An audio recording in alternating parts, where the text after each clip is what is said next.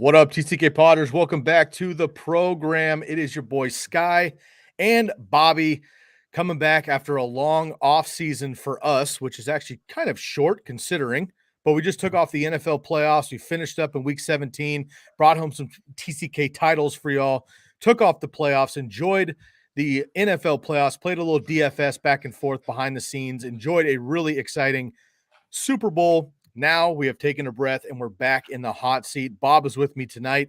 We're going to be rolling. If you're new to the TCK Pod, Candlestick Kids Fantasy Football Podcast, we please ask that you subscribe to all of our avenues. We haven't been on in a while, so if you need a refresher here, that is TCK and Fantasy Focused on all streaming platforms. Make sure to subscribe to Fantasy Focused right here on YouTube, on Twitch, Facebook, and Twitter, wherever you're watching, and the Candlestick Kids Fantasy Football Podcast. Anywhere you listen to your podcast, you can get the recap episodes. We're going to have kind of a 2022 preview episode with all the boys as we get going here, but just a quick snippet of what you can expect from us. Bob and I are going to be on most of the time. Of course, Bucky and Levy and the rest of the crew will be on when they can make it. Of course, the occasional guest as well. But we're also going to be doing a lot more like quick snippets this time of year leading up to draft season. Post guys, right? We're going to have coaching changes, of course. So make sure you check us out on YouTube where we're going to have 5-minute, 10-minute clips on players diving deep into it. The episodes are a little longer, more high level. So make sure you tune into us podcast and the YouTube as well for quicker updates. Hit that bell so you don't miss any of the action. Bob, so good to be back in the hot seat, man. I've been waiting for this for weeks. I'm not going to lie. It was kind of nice to have a couple weeks off. We go really hard during the season. We do a lot of work behind the scenes. You and I run an episode pretty much every night during the regular season for fantasy. Felt good to have a month or two off, but I am jonesing to get back at it. I can't believe we're flipping the script already. And of course, we got to talk Super Bowl very quickly, not a Super Bowl recap, but I got to ask you, man, what did you do for the Super Bowl and what's maybe your highlight plus or minus from the Super Bowl? Great to have you back, brother. Yeah, man. Good to see you, Sky. Obviously, we haven't actually seen each other until like 10 minutes ago. So this has been, it's good to catch back up. But, based on the Super Bowl, I listen, I went to my girlfriend's parents' house. We hung out. We ate good food. That's all good. My biggest takeaway is I'm super happy the Rams won because I love the aggressive style that the Bucks 2 years ago and the Rams last offseason took, and they won. That's going to force a lot of fringe teams that feel like they have those ready rosters just a QB away. I feel like it's a rewarding They're like, you know what? It's clearly working. Let's go get our guy. Now, the question comes is who's that guy? I don't think Russ.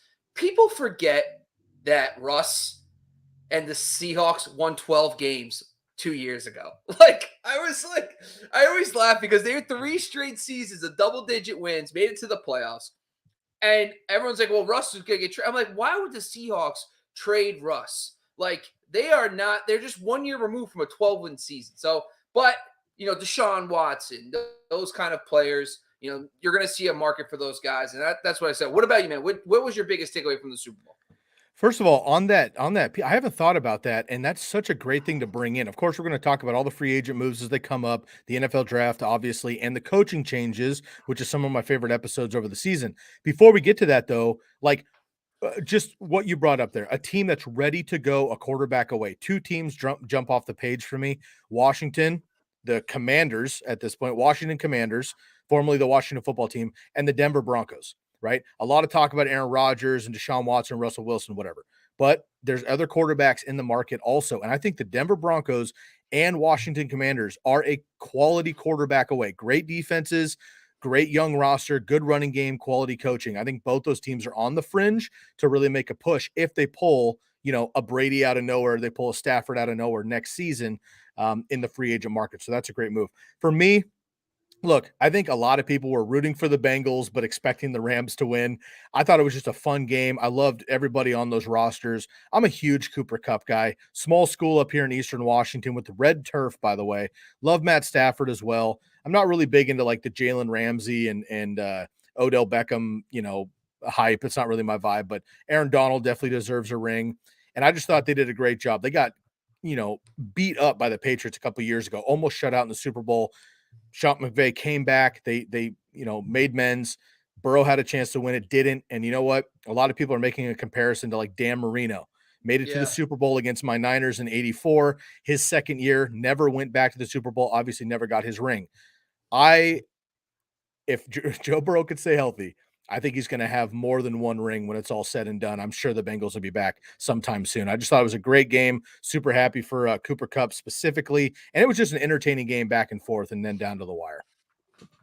Yeah, man, I personally, I like the fact that there's some diversity now. Like there was the Rams, the Bengals. Like it wasn't like, hey, here's Patrick Mahomes. Oh, it's gonna be Patrick Mahomes every year now. Like Patrick, now like the Bengals. Okay, we're probably gonna spend so much more time than we're supposed to on this, but the Bengals got lucky as shit to get to the Super Bowl. I'm sorry, but that Titans game, yeah. If Ryan Tannehill doesn't throw the interception with like 20 seconds left in midfield, come on. I mean, that ball does not get intercepted. The Titans could be the team that wins that game. I understand. I'm not throwing shade at the Bengals. I love Joe Burrow. I think he's the truth. It's the rookie quarterback thing, right? Right? Because he's on a rookie contract. So they got a couple more years of Burrow on that contract. So I would say they're going to be fine. But the thing is, like, Kansas City's one tweak away. Buffalo's one tweak away from being better than the Bengals. So it could be a Dan Marino situation. Who knows? Well, we'll see. It's going to be a long time. I mean, Justin Herbert's on the up. We'll see what happens with these young quarterbacks. Another team that's a quality quarterback away, Bob, I'm going to throw out the 49ers. How about that one for you? Talk about a team that could have made it if, my boy Jaquaski Tart makes that interception midfield. The Rams probably don't even have a chance to make it. Maybe the Niners beat the Bengals for the third time in NFL history. But that's enough Super Bowl talk. Let's turn the page. Let's get into 2022. This is our first 2022 offseason episode officially. Bob, super stoked. I'm going to turn the reins over to you on this one, my man. We're going to talk about 2021 fantasy football running back busts. Now, we have a great series that I'll let you introduce here in just a couple seconds over the next few weeks. But tonight, we're talking running back busts from 2021. So I'll kick it over to you, my man. Let's rock and roll. So I actually was watching this video about like how to get more engagement on YouTube, right? So, and one of the guys said is to do how-to videos. So I'm sitting there and I'm like, what could we do for fantasy football? And then I'm like, how to avoid drafting a bust, how to find a steal. And that's what started this process. Plus, we always do one thing about this podcast, myself and you, is that we do not move forward until we look back. We want to make sure that we understand what actually happened, because we're going to get this reset in ADP. These guys are going to start dropping in certain places, and immediately understanding, because 2021 takes such a big precedent in how we view these players, that it could be a fluke. Just 2 years ago, X player could have been dominant, has a down year, everyone jumps ship. We get a value on him during draft season. So the question today is really going to be understanding how to avoid drafting busts moving forward. So by doing that, we're going to take a look back.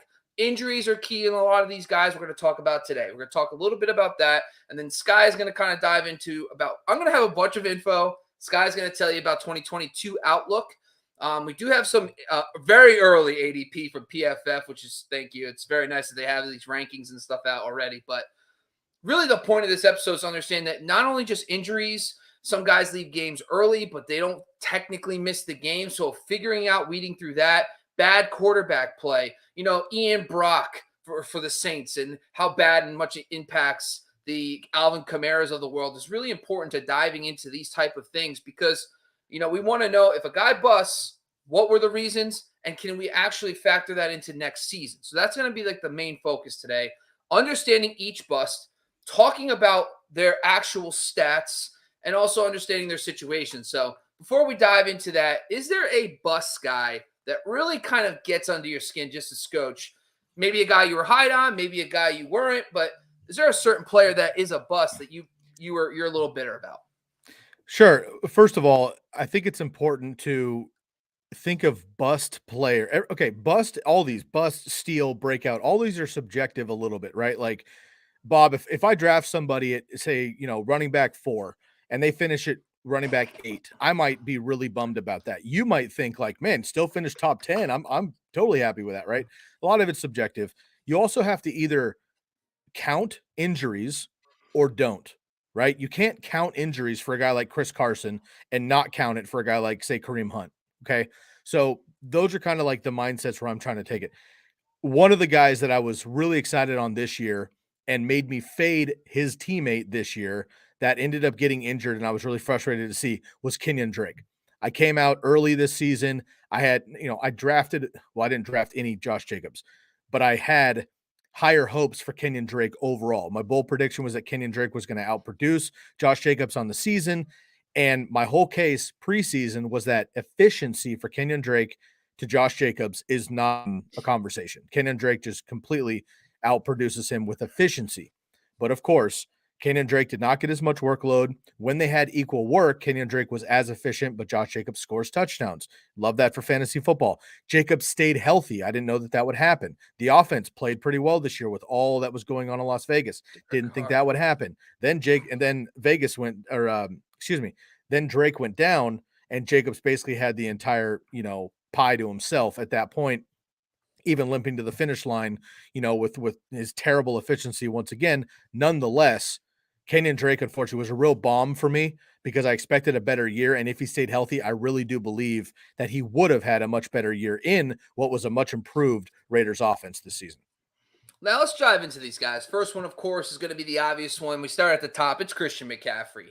And when I look at CMC and he played 7 games, and once again, it's going to come to the fact that CMC is going to be a first-round pick, but the question comes, how many guys are we going to take ahead of CMC? Honestly, the Jonathan Taylors, the Derrick Henrys, the Austin Eckler seem to be the early favorites. But when I dive into Christian McCaffrey's season, it gets you could see the glimpses of how elite he was even when he was on the field. So he only played 7 games. Only 4 of those games he played over 50% of snaps. And on top of that, in the 4 games that he played 50% or more in snaps, he averaged 22 points per game. That's better than JT. That's better than most guys. I mean, it's on par with what Derrick Henry put up this year. And one of the games he played was just over 50%. He had like 12 points in that game. That was the first game back from the injury the first time. So when I look at CMC, it's like you see the upside. You understand the upside. And now it's back-to-back years of this injuries and the shortened season. And it's almost like season killing because when you have that high pick, you're not getting another. If you don't nail those other ones, man, you're in a big hole. So my question for you, Sky, is how many running backs do you feel comfortable drafting ahead of him? And what's your overall 2022 outlook on Christian McCaffrey? So first things first, Christian McCaffrey is still in my top 3 running backs for 2022. I'm just not sure where yet, right? The only guys for me right now that are in that conversation, Christian McCaffrey. I'm still going to put Dalvin Cook up there because I like where the offense is going. I like where the new offensive-minded head coach coming in, which we'll cover at another time, and the workload with the touchdown upside, and then, of course, Jonathan Taylor. So right now, those are my top 3. We'll see what happens. 5th in points per game. Okay, so he finished, obviously, he plummeted because of the injury, but he was still 5th in points per game. So when he was out there, he was still winning you weeks per usual. That was wide receiver 5 on the season, Bob. That's ahead of Jamar Chase, ahead of Tyreek Hill was Christian McCaffrey. So I know it's disappointing for 2 years in a row, but when healthy, he's incredible. He's got QB upside no matter what coming in this year, which I think is going to help him. That offense overall is going to be fine. He's still my top 3. I just don't know where yet. In a full PPR league, I'm going to have a really tough time not taking Christian McCaffrey number 1. I think back to Jamal Charles for the OGs, Jamal Charles and Adrian Peterson specifically back in the old school fantasy football, 10 years ago or whatever.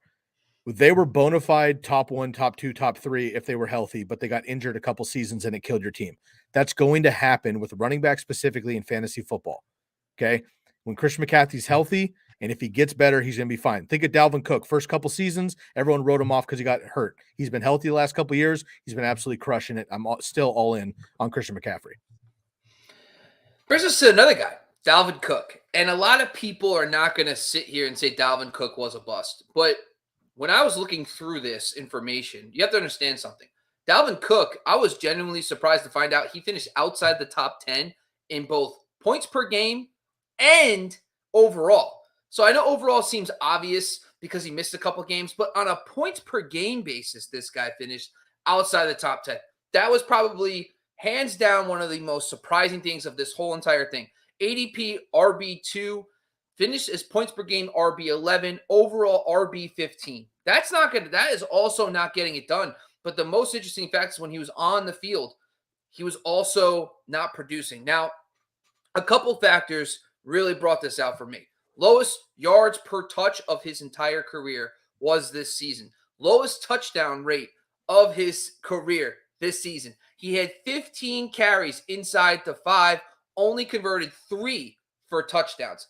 That is always going to bounce back. We talk about this all the time. It's about a 40% conversion rate on those. Plus, on top of that, it was the perfect storm. The previous 2 seasons, he averaged nearly 25 carries inside the 5 each season. That falls all the way to 15. And on top of that, his conversion rate drops from 40% to 20%. So, like the perfect storm. Talk about stuff that's going to bounce back. That will bounce back. So, right there, you're going to see about 3 more touchdowns just on those alone. But you also are going to see probably a progression, especially with Kevin O'Connell coming in from the Sean McVay side of things. They love to run the ball in the red zone. We saw with Darrell Henderson, Cam Akers, Todd Gurley, all those guys. So I honestly do think Dalvin Cook is he's actually someone that I'm still going to have up there with Derrick Henry and JT and Eckler and CMC. But what's your overall 2022 outlook for Dalvin Cook? Again, I kind of alluded to it with Christian McCaffrey conversation. He's in my top 3. I have my, we'll talk about Eckler and Henry another show, but those guys for me are not in my top 3. And Alvin Kamara, we don't even know anymore. So, my top 3 are JT, CMC, and Cook. And again, I like the head coach hire. It's going to be great. The archaic offense from Minnesota wasn't winning games, and it wasn't great for fantasy football. And Dalvin Cook was still elite in that offense. His talent's immense. I'm not terribly worried about Alexander Mattison when Cook is on the field because unlike Tony Pollard, who we'll talk about later, he does not cut into the offense if Cook is healthy. So I'm not worried about that. You mentioned the 15 carries inside the 5, right? Only had 6 total touchdowns last year. In 2020, he had 17 touchdowns, and he played 1 more game, right? So huge upside for touchdown regression this year, which is great. He gets quality touches where you're looking for. He's got a fresh offensive approach, should help the touchdown upside in 2022. Unfortunately, my boy Dalvin Cook is one of the tougher stabs this year, though, right? We have basically where he finished according to ADP, where he was drafted, where he was finished. He finished 13 spots lower than where he was drafted. That's tough when you're taking a player in the top 5 of your entire NFL draft, right? Guys like Zeke, guys like Saquon, they hurt, but they were a little bit farther down the draft. Dalvin Cook was a top 5 pick for almost everybody across the board in all formats. For him to finish outside the top 10, that one stings a little bit, but still, it's hard to argue with a RB1 performance, and he did win you a couple of weeks in general. I'm still all in on Dalvin Cook. And look, if CMC or Dalvin Cook fade somehow outside the top 3 or the top 5 somehow next year, I'm all in on both of them. Got you muted. Damn, I just noticed that. They already are. I already seen it. Dalvin Cook in my mini mock that I did earlier in January, Cook fell a bunch of spots. PFF, all these sites have him ranked in the 5 to 7 running back range. Great. It's great. recency bias. The other thing is listen, we talked about the offense, but we'll get more into that coaching changes and stuff. Brings me to my next guy. Now, Zeke Elliott, this is the prime example of understanding points per game versus overall finish. Zeke was the RB5 in ADP on average, a bunch of sites. His overall finish was RB6. That's great. His Solid. points per game finish was 19th. 19th. This is like what I'm talking about. When you're looking at Zeke Elliott, you're going to say, how is he a bust? He's no way he's a bust. But when you draft a guy at top 5, in some cases he went as high as 3. You cannot have a guy going RB 19 in points per game. That's like borderline replacement level points per game production. The only thing that happened with Zeke, he stayed healthy. Kind of. He also played through injuries. But here's a couple interesting things about Zeke that we probably should take notice of. The biggest thing is in 2016 to 2020, he averaged 23.5 touches per game. That number dropped to 16.7 this year. A main reason why, Tony Pollard. Pollard completely emerged as a steal. And honestly, when we talk about steals at the running back position, you're going to start seeing some correlations between the bust and the steal. And Tony Pollard was a steal this year because his touches skyrocketed, and it all came at the expense of Zeke. So that is clear. I don't know if I personally see that bouncing back. I think this is the new norm for Zeke. That's 16.7 touches per game, and then giving about 12 to 13 to Tony Pollard. But what's your thoughts on Zeke heading into 2022? Man, this one's a tough one. Obviously, Tony Pollard's a problem, right? Tony Pollard, and again, we'll talk steals another time, but spoiler alert, I'm talking PPR usually. You're talking half PPR. We try to, split the difference a little bit in our conversation. In PPR, Tony Pollard finished RB 28. All right. He's a backup running back that gets like little work compared to Zeke, and he finished RB 28, which is amazing for his efficiency, right? So we do see the tide turning there in Dallas. A lot's going to change. We'll see what happens to Amari Cooper and everything else. But Zeke finished 7th among running backs in targets. Okay, so he's still getting targeted out of the backfield. We know he gets the goal line work. Dallas was not as efficient, although they had some big games early in the season, whatever. They have, they can explode any given game, but they weren't doing it the way we saw 2 years ago before Dak got hurt. So the terrible efficiency from Zeke this year was the problem. The workload was still there, although a little bit less with Pollard coming up. I think here's the deal, Bob. When I think about 2022 and going into drafts with Zeke and Pollard, if I can convince myself and put into my mind that Zeke Elliott is an RB2, which is hard after him being a top 5 talent for 5 years in a row in fantasy and a top 5 drafted player. If I can think of him as a 12 to 14 to 15 running back versus like 3 to 7, I think I'm going to be just fine as a high-end RB2, right? Giving me like RB16 production every week. If I'm cool with that, I think I'll be totally happy with Zeke. If I'm expecting RB8 production every week, I feel like I'm going to be disappointed. So it's expectations for me for Zeke. Look, man, it's hard to hate 1,000+ yards and 12 touchdowns. I don't care how he gets it, right? The next guy we're going to talk about is pretty similar as well. I'll wait on that. But 1,000+ total yards and 12 touchdowns, man, I want that on my fantasy team. It just is expectations, and he wasn't the Zeke of old. That's all. And before we move on to the next guy with Zeke, he's already fallen into the 3rd round of some type of early mocks. So that's the kind of high floor. If you want to take a swing on a guy like a Dalvin Cook who gets hurt more a little bit earlier than you normally would, if you want someone safer like JT, you could get a guy like Elliott as your RB2 at the 3rd round. That's awesome. Better value than top 5. Awesome. Next guy, Aaron Jones. I asked you the question about who was your bitter bear guy. Aaron Jones. This is how this kind of all started. I just stayed away from him. That's why I didn't cut me as deep. I stayed away. I was so mad. So my thing is I was super bitter because I drafted. It looks like we got Bob out. He'll be back here in just a second. I'll pick up. So Aaron Jones for Bob. Obviously, he was the one taking Aaron Jones originally, and so he got burned a little bit. He's back on here just a second. All right. Anyway, folks, sorry about that. Anyway, go ahead, my man. But Aaron Jones, man, talk about a guy who just got under my skin. And the reason why is because I was super high on him, and it all started when he got hurt. It really did. When you look at his numbers, and weeks 1 through 9, everything was going fine. I mean, this guy, weeks 1 through 9, 16.6 touches per game. Weeks 12 through 17. The reason why I did 12 through 17 is because he came back briefly for 1 game. He also left 1 game, and then he didn't play week 18. So weeks 12 through 17, those numbers dropped to 12.6. So we saw his touches drop by 4, okay? He averaged under 10 carries a game from weeks 12 through 17. So his carries are down. His touches are down. And then the red zone work. Now, this is the biggest problem I'm going to have with Aaron Jones next season because the red zone work changed. Weeks 1 through 9, 28 red zone carries to only 10 for A.J. Dillon. Weeks 12 through 17, A.J. Dillon 19, Aaron Jones 4.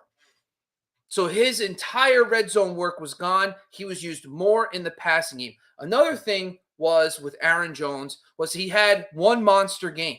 He had this 1 game in week 2 where he scored nearly 40 points. If you take that game out of his entire season, he averages 12.6 points per game. That's RB20. So this is a guy going in 5 to 7. And when you look at it consistently, I draft him in that range. Our ADP was 7.3. His points per game overall was 16th. His overall finish was 13th. So clearly this is a guy that I'm a little bit bitter about, but what's your thoughts on Aaron Jones? And the question you posted on Twitter, I saw Aaron Jones, A.J. Dillon, who you taking in 2022? Man, that's really tough. I mean, for the value, it's going to be A.J. Dillon easy. I faded Aaron Jones, not because I dislike Aaron Jones, but the offense runs through Devontae Adams, or did. We don't know what's going to happen in the future. It did run through Devontae Adams. I know that. And A.J. Dillon's the truth. He didn't get much his rookie year, but I expected him to get more this year, which he certainly did. And that took away from Aaron Jones. And he was incredibly efficient 2 years ago, 19 touchdowns 2 years ago. And I knew that would come down. So I actually faded Aaron Jones where he was getting drafted in like the second round in most drafts. So that didn't burn me as much. But look, man, you could close your eyes and we can say the same story about Zeke and Tony Pollard and Aaron Jones and A.J. Dillon. It's a copy and paste for me. Almost identical for Zeke and Aaron Jones, which is not good because both these guys were like, mid-late first rounders, second rounders. But Aaron Jones was tied with Zeke with 65 targets. That's awesome. That's seventh among running backs, 65 targets. But again, lost work to A.J. Dillon, which you had mentioned, but still 1,000+ yards, double-digit touchdowns for Aaron Jones, same as Zeke, but it just wasn't enough because you expected so much. And then the younger guy comes up. And look, the reality is for 2022, I don't really have, a real, feel on this because it all comes down to Aaron Rodgers. Obviously, if Aaron Rodgers is back in Green Bay, it's one conversation. If he's gone, then it's a totally different conversation. So I'm going to put a pin in Aaron Jones for 2022 right now. But again, Zeke and Aaron Jones are the same. A.J. Dillon and Tony Pollard are on the rise. I'm probably fading both studs next year and taking a swing on the backups. I think this is the biggest thing too. So weeks 1 through 9, 14.9 points per game. That would have made it inside the top 10. I think what happened was A.J. Dillon I don't think they realized how good he was in the passing game. So it ended up being a 1A, 1B situation instead. They basically realized this guy's interchangeable. And then when the game and the Packers are such a good team, when they're up in the fourth quarter, they're giving the ball to A.J. Dillon, not Aaron Jones, smartly, by the way, which makes sense. But overall, I think the biggest takeaway is you have to be aware. It's hard to predict this stuff, but at the same time, when there's a good running back behind them who has high draft capital, like first or second round, you should be a little bit wary of drafting those guys in the first round. Last thing, Bob, before we move on to our next guy here, just to put a cap on the Packers offense. This is something we're going to talk about through the offseason too, but you and I talk about tendency all the time with offenses, right?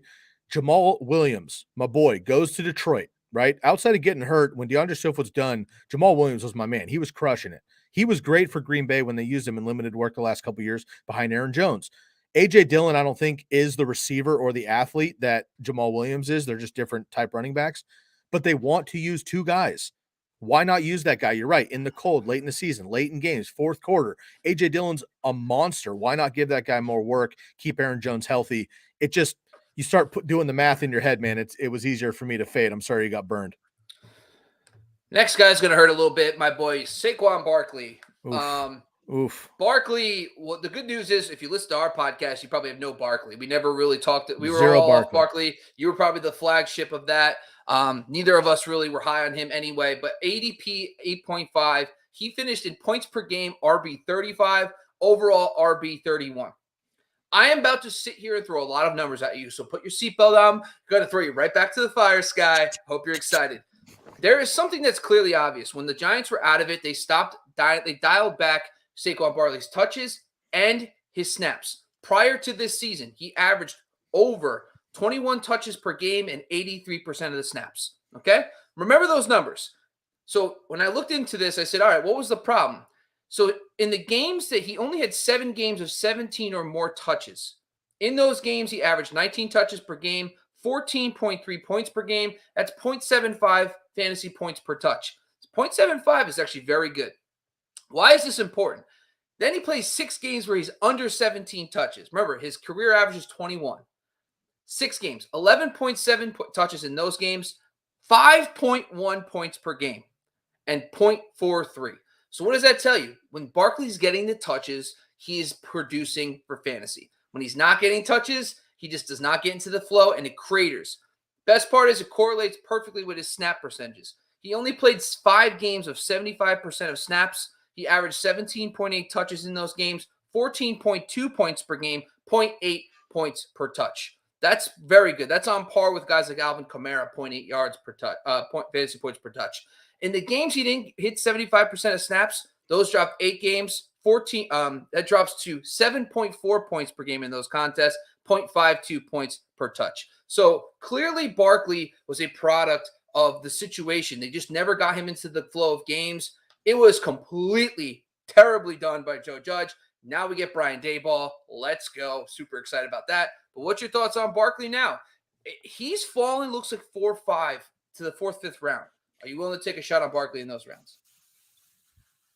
Would you rather have Barkley or Zeke? Barkley. I want Zeke in the offense. I want the talent of what Saquon Barkley can be, but I got to see it again. I'd rather have a old busted Zeke in that offense than the question mark of Saquon Barkley. Look, man, he had more than 15 carries just 3 times out of 13 games. And he went over 100 yards just once in week 17 when those that did draft him in the first round were probably not in the fantasy championship anyway. So I can't trust Saquon Barkley yet. Obviously, I love the talent. I love the kid. I'm rooting for him. It's just a tough couple years of these injuries, and the offense hasn't done him any favors either. I think the biggest issue looking at 2022, you're right, Brian Daboll is going to help. The offense is going to help. Hopefully Daniel Jones can take another step. Maybe, Bob, 2 or 3 of your pass catching weapons can stay healthy for like 2 or 3 games in a row. That'd be pretty cool, right? You maybe have some offensive linemen step up and stay healthy. Like the Giants have had no chance for a couple of years, and it's been unfortunate because they do have talent. It just hasn't come together. I'm still on the fade Saquon train, but if you're talking 4th, 5th round, again, you're talking RB2, maybe RB3, depending on how you draft. Look, man, I'll take Saquon Barkley, over some of these other guys we're going to talk about. They're going to be in that quote unquote RB dead zone from last year. I will definitely take a Saquon Barkley, just hoping it works out, and eat it if it doesn't.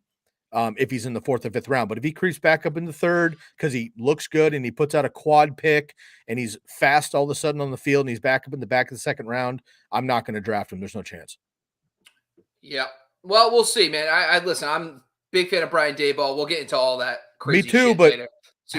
How great are the running backs in Brian Daboll last couple of years? That's an issue kidding? for me. Jamal Charles, 1,500-yard rushing season. Peyton Hillis, Madden cover.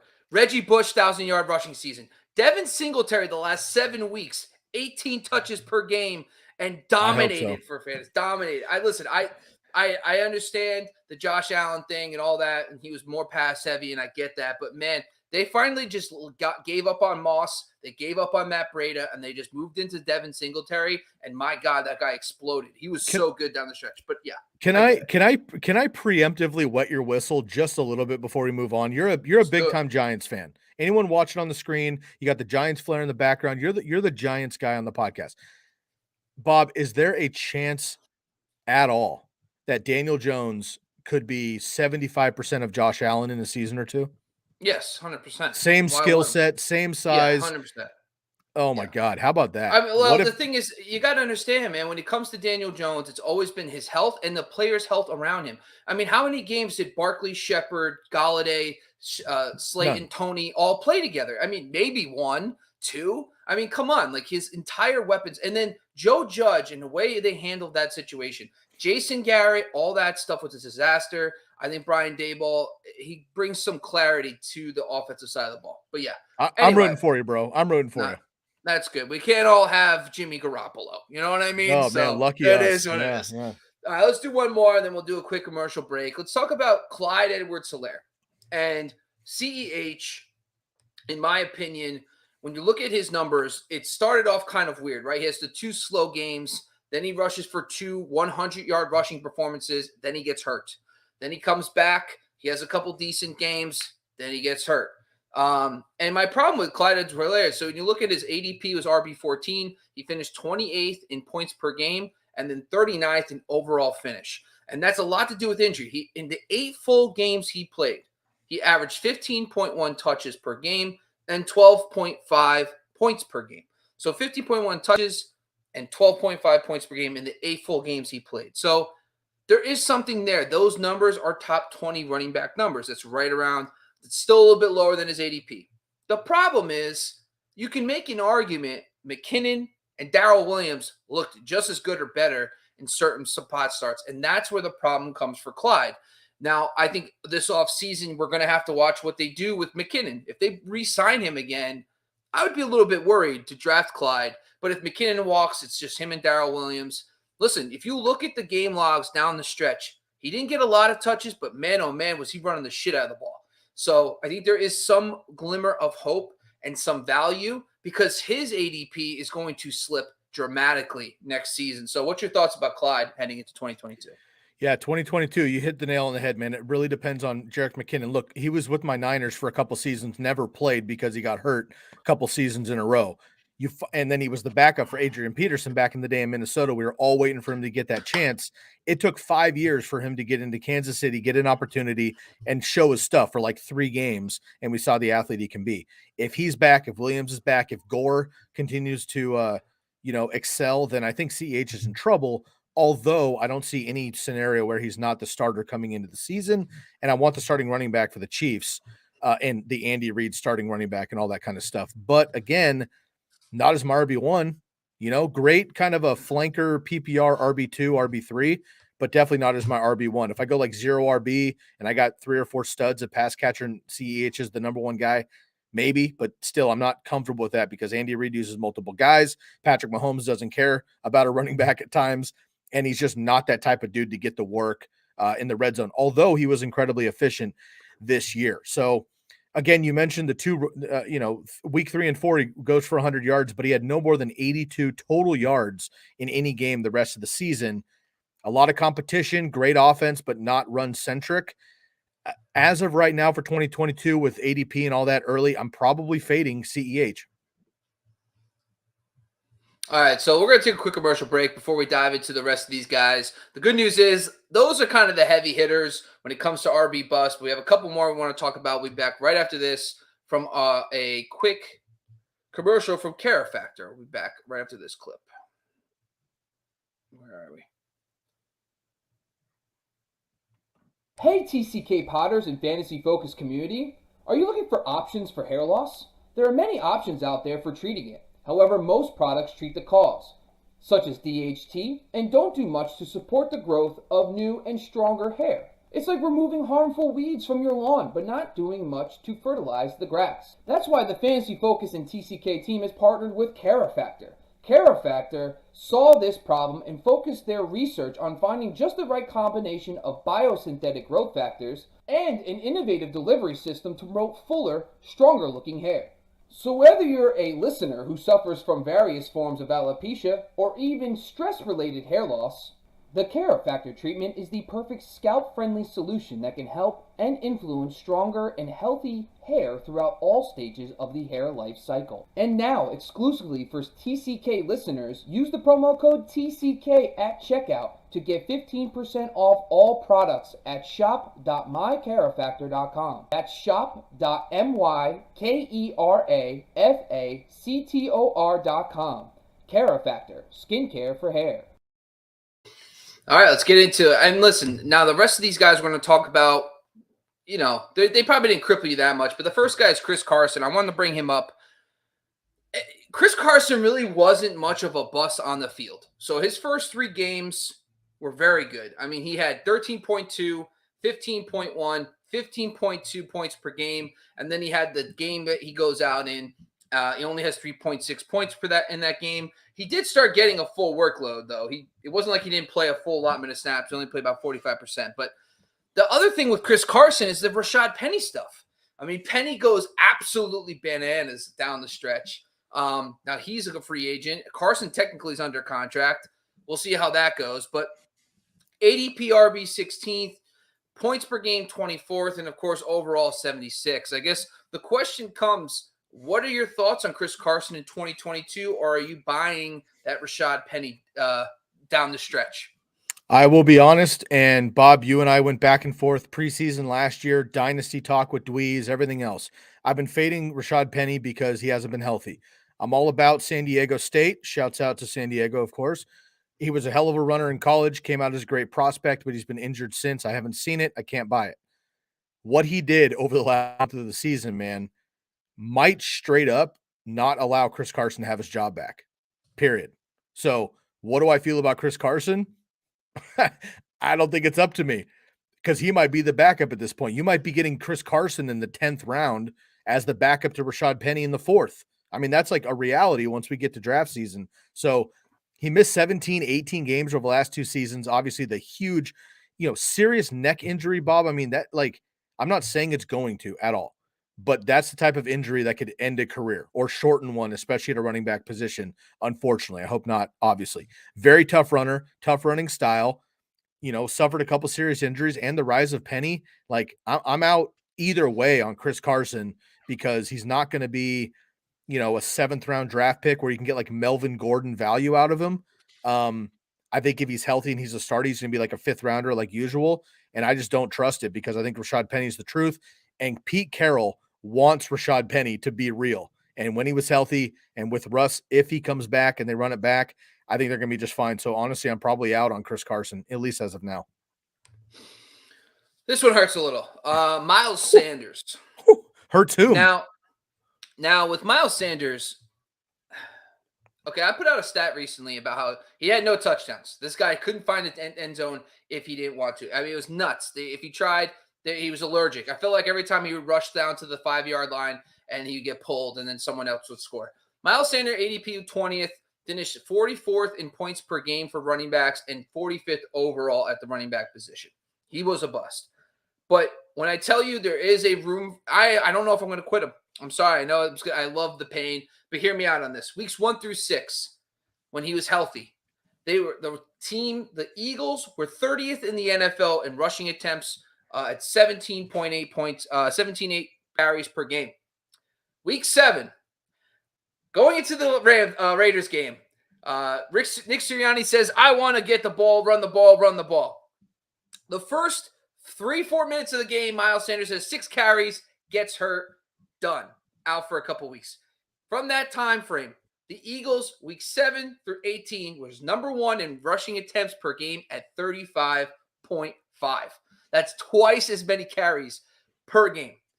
So when you look at his stats when he comes back, he averages 14.8 carries per game, 90.8 yards, rushing yards per game, 16.2 touches, nearly 98.8 yards total with no touchdowns. This guy was an animal once they committed to the run. And he just can't say how I get that.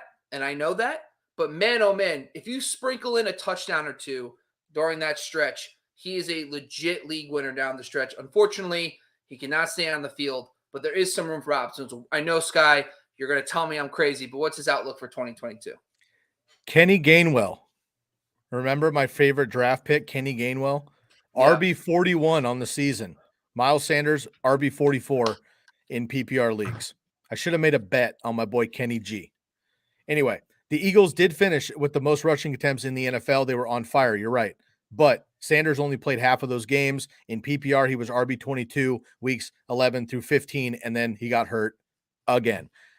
I've been doing this for 3 years with him and Josh Jacobs, and I'm going to continue to do it. I love the talent. Sanders more than Jacobs for sure. The talent is great. If he got 16, 18, 20 touches a game consistently, and I can bank on that in that offense, Jalen Hurts taking another step, I think he'd be just fine. And yes, he's probably a high-end RB2. I would like that on my roster. The problem is they used Jordan Howard, dude, right? I mean, like Boston Scott was incredible. Against your Giants, he scores every single game. What is that? Like, it's unbelievable that they're using these other auxiliary guys, and I make kind of a tongue-in-cheek with Kenny Gainwell, but Kenny Gainwell shouldn't be playing instead of Miles Sanders, and it was happening a lot. Jordan Howard for the 4th time on the Eagles doing it again. Boston Scott, all these other things. And then you mix in Jalen Hurts, who's one of the best rushing quarterbacks in the NFL and not a great throwing quarterback. That's going to add in more opportunity taken away from Miles Sanders. So yes, you're right. If he happened to score 3, 4, 5, 8 touchdowns on efficiency, which I'm sure he was actually projected for with those numbers, we would have a totally different conversation. But he didn't score them, and I'm not confident that he will score them because, look, last year, preseason, what I was saying and why I was fading him, he had 3 great runs in 2020. I'm not going to bank on that. He had 3 or 4 more great runs this year. But overall, Yes, they turned the corner, and we'll see if Sirianni does it in 2022 with the offense, but I just can't really believe in the Eagles yet. And unless, there's a huge change here and we know that Sanders is going to be the guy all the time, I'm not going to do it. Now, again, I would love to have him as my like RB2 or 3, depending on my draft, but the way I draft and the way he's going to be drafted, like that's just not going to happen. So I'm probably out on him too. The next two guys we could kind of lump together, it's Myles Gaskin and Mike Davis. I think these guys kind of have a very similar kind of blueprint, but let's talk quickly about Myles Gaskin. Gaskin was the ADP RB23. He finished 42nd in points per game and 26th overall. But the thing is, what Gaskin was, I actually looked into this. His numbers when he actually played 50% of snaps were not bad. So if you look at his actual numbers, he averaged 17.3 touches per game, 66 total yards in those contests, and 12.4 points per game in the games where he actually played 50% of the snaps. So I don't think this was necessarily a talent issue. The problem was that the Dolphins were just not buying into him. They had the Duke Johnson situation. They had Malcolm Brown. They had Salvin Ahmed. And I think that's the kind of thing where we have to really understand. And I think we were on that. We all I had no Myles Gaskin this year. But the thing is, this is kind of the takeaway from this, in my opinion, is that like when the writing's on the wall and the team is proactively trying to get a replacement, and these guys, and this is the running back dead zone we always talk about too. A lot of people bring this up. But he was good when he was on the field. The question comes now with the new Miami staff, with Mike McDaniel, with the great 49ers running scheme. What happens if Myles Gaskin comes back and they give him an opportunity to be the lead back in a Shanahan scheme? I don't think we should completely just dismiss him because of this season, because the numbers show when he was on the field, he was productive. But what's your thoughts on Gaskin for 2022? Myles Gaskin wasn't amazing, but honestly, Bob, I'm kind of surprised he's even on this list. I mean, we talk about all these other guys, and they all have one thing in common. They finished far lower than where you drafted them, with the exception of Zeke, but with the expectation of Zeke, it feels bad. Aaron Jones, same thing, right? But Christian McCaffrey, obviously, Saquon, CEH, Carson, all these guys with injury. Now you look at, and Miles Sanders, right? You look at Myles Gaskin, he finished 3 spots lower than you drafted him. So like, what do you expect when you draft a guy like 26th overall and he finishes like 29th or whatever? Like, are you really that disappointed? My issue with in points per game.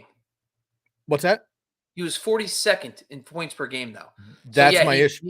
He played, but he wasn't really good when that's the thing. Like that is my issue, and that was my issue with Saquon Barkley. It didn't feel Saquon played 13 games this year, Bob, and before I did this research and put all my numbers together, if you were just like pop quiz, like Sky, how many games did Saquon play? I might come up with 7 off top of my head. It did not feel like 13 games. Myles Gaskin played every game this season, dude. He was 8th in running back targets. I talked about Zeke and Aaron Jones being 7th in running back targets. Myles Gaskin was right behind them at 8th, but he was just 6 times out of 17 games, just 6 times in the top 24. He had 4 times out of the top 40, right? So like Saquon, it didn't feel like he was ever out there for your fantasy team, which is a problem. I also like McDaniel. Bevel's coming in. Like all those are good for running backs. It's good for the offense. But again, they have 4 running backs in Miami. And let's not forget, draft capital matters. Myles Gaskin was a 7th round draft pick out of Washington. He's not supposed to be the guy. He's done a great job stepping up for the team, but he's not supposed to be the guy as far as draft capital goes. I would love to have him on my team, drafting him in like the 6th, 7th round. It's not going to happen. He's going to be too expensive because of what people want him to be, and I just don't see it happening. So the theme of the episode is I'm probably out, but I can't name another Miami offensive running back that I would want instead of him. Whereas with all these other players, I'm like, okay, well, I'll take his backup because I like the upside. There's nobody on Miami in the backfield as of today that I want on my team. So if I had to take a guy, it would be Gaskin, but I'm not excited about it. Now, there's something key here, though, that we want to make sure we understand. Number one, the change in offense to Mike McDaniel. We'll talk about that in plenty. But you'll realize when we talk steals, a lot of the guys are in these, and this is what J.J. Zacharyson calls it, ambiguous backfields, where no one's being drafted in the first 5 rounds at their position for the running back. So if Miami, we find ourselves, if it's Salvin Ahmed, if it's, let's say, Myles Gaskin and it's Malcolm Brown, let's say it's the same guys. I want Myles Gaskin in the 8th round, 9th round because I want to take the shot and I will pair him with Malcolm Brown to see what the hell happens because I want a piece of that Shanahan run scheme type of offense. So, and you'll see in the steals why that makes sense because there's guys like James Conner and Cordell Patterson and all these guys that come in from ambiguous backfields when these teams don't have a first 4th or 5th round pick at the position. That brings us to Mike Davis. I actually don't really have a good, synopsis. 23.5 was his average ADP, finished 53rd in points per game, which is just absolutely insane. 36th overall. He plays pretty much every game. So 36th overall, but 53rd in points per game. But the thing with Mike Davis was this one's tougher too. We kind of all knew Mike Davis was a journeyman running back. But at the time, not a single person thought Cordell Patterson. It was a Quadre Allison or or Rodgers or whatever the young running back was. No one was saying Cordell Patterson was going to be the guy. But we kind of knew that Mike Davis wasn't it. So this is another great example of that ambiguous running back situation in those 4th, 5th, 6th rounds. It's best to pivot to one of those great receivers because you know that there's just not a lot of talent there. So I think that's my biggest takeaway. But what's your thoughts? Maybe not on Mike Davis, but your Falcons running backs in 2022. Yeah, honestly, man. I mean, Cordell Patterson's so fun. We'll talk about him on future episodes. But the rest of these guys on this list, man, I feel like we could just like jumble up, throw them in a hat, and just pull out a name, and they all have the same story. They either got hurt or they lost their job to future competition, which is just what happens, unfortunately, and then leads you to a bust because you don't have enough numbers to compete. Mike Davis, though, I'm not really a toot my own horn kind of a guy, but I feel like this is the time of season where you're like, this is why I thought this. Like Myles Gaskin, Miles Sanders, and Mike Davis were all on my do not draft list in the middle of the rounds for a number of reasons. And here they are on the bust list. Like that hurts your fantasy team. I had no shares of any of these guys, which worked out. Nobody knew about Cordell Patterson, but as you mentioned, all offseason, Bob, us and every other fantasy channel, we're talking about the Falcons are going to draft a running back or two. They're going to bring in some free agencies. They can't go into the offseason with only Mike Davis. They're not going to go into with Mike Davis. I can't believe they're going with Mike Davis. Holy shit, they're going in with only Mike Davis. And then Cordell Patterson happened because he's so much better. And the dude's a kick returner. You know what I mean? So like Mike Davis is not the dude. He played in a quality Panthers offense and got, too many targets and made it happen for fantasy, filling in for Christian McCaffrey last year and got paid. And good for him. Nonetheless, Mike Davis is out. I never had a shot and never considered Mike Davis. And he didn't help anybody's fantasy team because he wasn't efficient. And the Falcons with, Calvin Ridley obviously missing half of the season, no run game again, Matt Ryan another year older, and no Julio Jones, they just completely imploded and they had no chance outside of Cordell Patterson. Let's jump. I'm going to do a quick couple of these. And I want to just talk quickly about Kareem Hunt. And I want to talk about Kareem Hunt because I want people to know you should probably try to buy that dip. Don't forget him. Don't forget this Kareem guy. Hunt. This guy, the first 5 weeks of the season before he goes down with injury, was averaging 16.6 points per game and half-point PPR. That is elite numbers. And I was stunned when I saw this. I was going through this. And I wanted to bring him up because of the fact that, he busted overall. And he did come back, and he just wasn't right. So the points per game looks very bad. Like, it does look bad. So if you look at Kareem Hunt's fantasy finish, it was 24th was his ADP. He finishes 22nd in points per game, obviously 50th in overall because of lack of games. But remember, he gets hurt. He tries to come back for those 2 games. He had 2 points and 2.8 points because he wasn't healthy. This guy is someone that if you can get him in the 6th, 7th round next year is someone that you could definitely buy because I do like the Kevin Stefanski offense for running backs. So we don't need to get to that. But I want to jump into a couple of these other ones too real quick. Ronald Jones, Trey Sermon, Zack Moss. I want to talk about these guys in a whole because it's the ambiguous backfields. I don't want people to walk away and be upset because you took Zack Moss or you took Trey Sermon or you took Ronald Jones. The point of these guys is that they are paired with steals. Leonard Fournette, Eli Mitchell, Devin Singletary. If you want a draft strategy that I think we should start talking a little bit more about is drafting 2 running backs from the same backfield to see what happens because you're going to get a steal out of one of them. And it was probably a very good strategy this year. If you drafted Fournette, if you drafted James Conner and Edmonds, if you drafted Zack Moss and Singletary, all these picks were 6th, 7th, 8th plus rounds or later. You could have filled up on some receivers early. And I think that's my takeaway from these busts is that these guys all busted, but they are paired with steals that we'll talk about next week. But is there any of these running back situations? Obviously, Fournette with Ronald Jones, Sermon. I mean, maybe you want to talk about Sermon and his future, but Moss, any thoughts on these running backs? Yeah, all right. So I'll just kind of blast through the list quickly here. I'm still all in on Kareem Hunt. Again, you're right. I mean, he was great 2 years ago. He was great this year before he got hurt. He came back. He wasn't right. The Browns weren't right. Baker's a problem, and he either is going to leave or they're going to have to fix something. But it's still Nick Chubb and Kareem Hunt, and I'm fine with both of them. Ronald Jones, I think he leaves Tampa Bay. Frankly, I don't know where he ends up, but I think he leaves Tampa Bay, gets a fresh opportunity. If he does, I think he's going to be just fine. He might end up being a steal this year because nobody likes him in fantasy football because he's been disappointing, frankly, coming out of USC with high draft capital and Bruce Arians never giving him a real chance. And Fournette just absolutely dominating. Trey Sermon, look, man, definitely a disappointment for 49er fans, but we got Eli Mitchell 3 rounds later in the 6th round. He's a crusher. But what you just said, I was kind of chuckling because you're like, get 2 running backs. Okay. You got like Zeke and Pollard worked out. Madison Cook worked out, won people leagues. The problem is with the 49ers, you drafted Raheem Mostert and Jeff Wilson, right? Nobody drafted Eli Mitchell outside of Dynasty. Nobody drafted Trey Sermon. In August, Mostert got hurt, or Wilson was out, and it started getting a little bit clear. Yeah. When did Mostert go down? Actually, Mostert went down first play of the game. Yeah. That's right. And so okay, Sermon was in the middle of rounds there, and Eli Mitchell might have crept up late. But what I'm saying is, that's not foolproof. It's a good idea. Like Chubb and Hunt, I had 2 years ago on the same fantasy team in the 2nd round and like the 6th or something. And I won a championship with both of these guys on my roster. Singletary came out of nowhere, finally 3 years into it. Zack Moss, probably not going to pan out, unfortunately, in the NFL. My boy Kenyan Drake, I've already talked about. I'm going to be backing on him, assuming he's back Raiders and healthy next year. And there's 2 guys down here that we haven't even mentioned, but I'll just bring them up real quick. I didn't even know David Johnson was still in the NFL. Got to be honest. Pour one out for my boy David Johnson. And then Nyheim Hines, who's a lot of fun, but guess what? They got this kid, Jonathan Taylor, so they probably don't need anybody else in Indianapolis.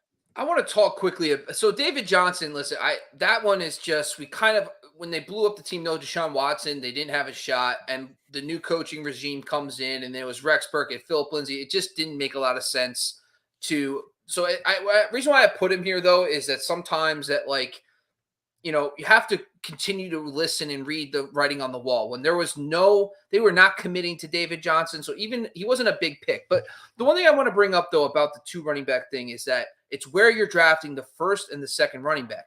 These guys were all being drafted 6th, 7th, 8th round. And like Singletary and Moss, you can get in the 9th and 11th round. My point is, that's the point. No one knows what's going on there. So if you know that the running back could be a factor in a good offense like Buffalo, a good offense like Tampa Bay, the point is those are also tied to good offense. The Texans are not a good offense. So the 2 running back idea doesn't make sense. And Nyheim Hines, this is a key factor. When Carson Wentz became quarterback, I was saying it over and over again. He is not Phillip Rivers. Rivers was the check down master of everyone.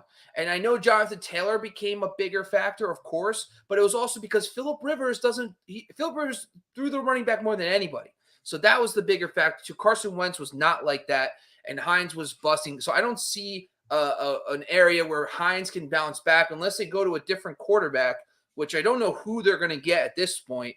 But that's just, I don't see Deshaun Watson going there. I don't see Russell Wilson or anybody. But overall, those are just some other factors in this. The ambiguous running back situation, when it's tied to a good offense, we should not be running away. We should be going after those running backs to see who pans out.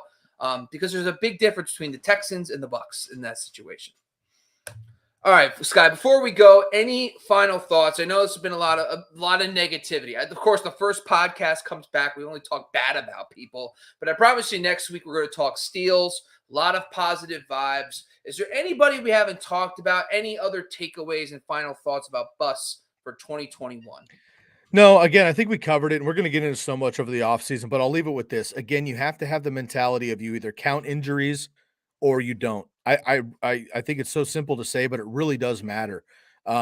Because, again, you have to kind of like wash out a season. And I hate to throw away stats and throw away games and stuff, but like we've seen what Kareem Hunt can do when healthy, but he got hurt. right? We haven't seen, like, Mike Davis is not the truth. I'm not in on Mike Davis. David Johnson, unfortunately, I think is done, although should be in the Fantasy Football Hall of Fame for a couple seasons. Nahim Hines, PPR at best. Kenyan Drake, I mean, he's fun for me, but he's probably not going to pan out. Zack Moss, probably not going to pan out. Trey Sermon, maybe just a bad rookie season. We'll see what happens next year, but don't trust it. Ronald Jones, we haven't seen it yet. Those guys I can kind of push away. Guys like Kareem Hunt, right, that we've seen in the past pop off. Saquon Barkley, right, like CEH. Those kind of guys that are quote unquote busts this year. Players get hurt. Players have bad seasons. Players have a shitty year, bad coaching, don't score enough touchdowns to make it up on the top of the charts, and they feel like a disappointment. But for every one of those guys, I promise you, we're going to talk a bunch of steals who are super fun to talk about. Cordero Patterson's and all these guys, like, holy shit, I didn't see that coming. I happened to draft him on accident or picked him off free agency. He won me a league. Like, I'm so hyped on him. Guess what? Half of that list, Bob, I guarantee you half that list is on this list next year because it's just not consistent. You're looking for consistency and you're looking for things that you can somewhat predict. And Bob and I and the rest of the team are going to try to help you through the fantasy season and the offseason leading up to drafts. Yeah, Ronald Jones, when he's a starting running back for the Falcons next year, will be ready to go. So, ready to pounce. Listen, that's pretty much all we got. Listen, and I want to make sure the biggest how to avoid drafting a bust. I think a couple key factors to close out the show. One, the running back dead zone makes sense when you're talking about a starting running back like a Myles Gaskin, a Mike Davis. It's better to focus on running backs. The other thing to factor in here for another takeaway for how to avoid a bust is take shots on those good offenses who have uncertain backfields. That's another way to how to avoid a bust is to take guys later who are in good offenses, maybe two guys instead of taking that fourth, fifth round running back as well. And finally, pay attention to backup running back situations. The Aaron Jones, the Tony Pollard and Zeke situations. If we're starting to see noise that those guys are going to get more work, a lot of offenses aren't capable of having two running backs on the field every time, which means the other running backs can get less touches.